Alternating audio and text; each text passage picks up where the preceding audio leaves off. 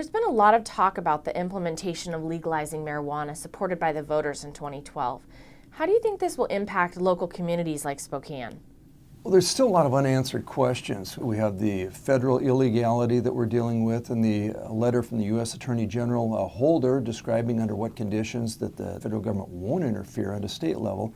Talking locally, how employers will handle it is really an issue. We have to make sure that it stays off military installations, federal installations, any federal property, tribes, anything the federal government has primary jurisdiction. And we even run into problems where employers may still ban substances in the workplace and even at home. Parents are not going to be receptive, I think in most cases, for their children using this at home. It's going to be probably pretty close to alcohol in the same sense of regulation and propriety. How and where the communities will license marijuana sellers really is an issue too. We've got a lot of different municipalities out there and counties out there that are talking about the individual needs of those counties and exactly how they plan to tailor the local laws and regulation to meet that need.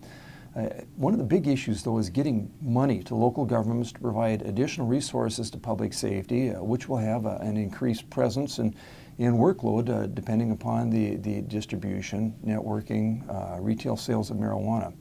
Now, how this is going to work with our existing medical marijuana laws is going to be a rather interesting balance here. We have to be careful to make sure that the folks that are treated fairly that are using medical marijuana at the same time are you having marijuana available for recreational purposes.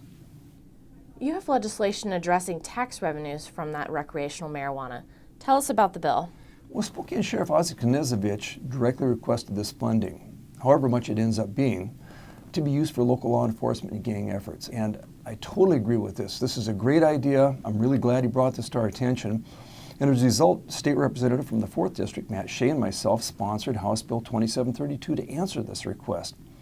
It would directly set aside $25 million total from the marijuana excise tax, $20 million for cities and towns, and $5 million for counties to address criminal street gangs and other related law enforcement needs.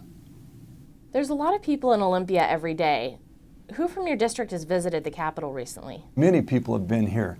Greater Spokane Incorporated, Spokane County Commissioner, Spokane City Council's had a presence, Cheney City Council, school superintendents from Medical Lake and Cheney and District 81. Absolutely welcome to see them here. Most importantly, several groups of people from the 6th District have come on issues that are most important to them. And quite frankly, there's a parade of lobbyists that come through that are based here in Olympia, provide an echo chamber, but it's really a touch of reality when the people from the 6th come over and present their issues to me directly, and it's a kind of a touch back home here that I really appreciate. Thanks for watching my weekly video update.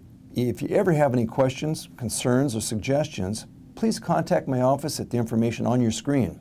I also encourage you to sign up for my email updates at my website, www.representativejeffholey.com. I'm Jeff Holey, and it's an honor to serve as your state representative.